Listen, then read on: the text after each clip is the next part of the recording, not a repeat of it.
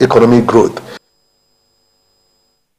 An Abuja-based legal practitioner, Pelumi Olajengbesi, has asked the federal government to immediately scrap its service compact with All Nigerians on the grounds that the agency has allegedly failed to serve its purpose.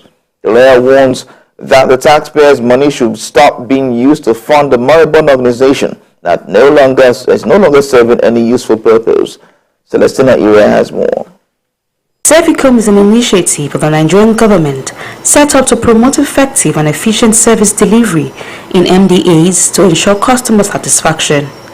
It is also to manage a performance expectation gap between government and citizens, as well as other members of the public, on issues of service delivery. But lawyers are up in arms, insisting Servicom has performed below expectations.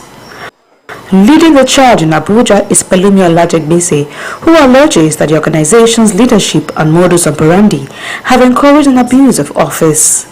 He also says victims of these errant officers have allegedly been precluded from accessing appropriate remedies within the administrative system.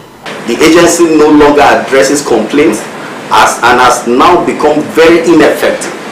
The organization leadership and modus operandi has accordingly encouraged abuse of official duties on one hand, as well as precluding victims of these errant officers from accessing appropriate remedy within the administrative system.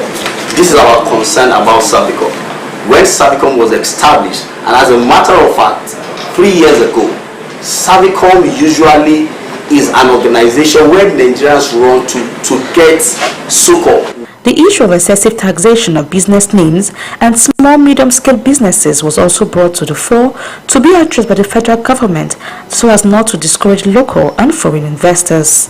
Proof of ownership in Lagos State is very vital, and that's one of the reasons why we decided to address the issue of double and multiple taxation at this press conference. First and foremost, one of the core characteristics of taxation is that it must be fair, it must be transparent.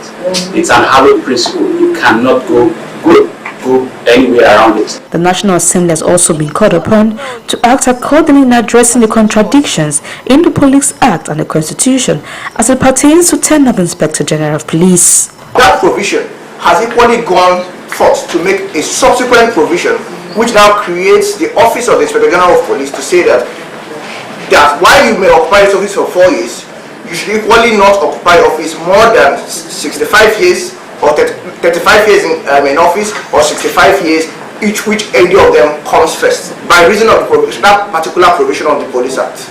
Celestina Ire, TVC News.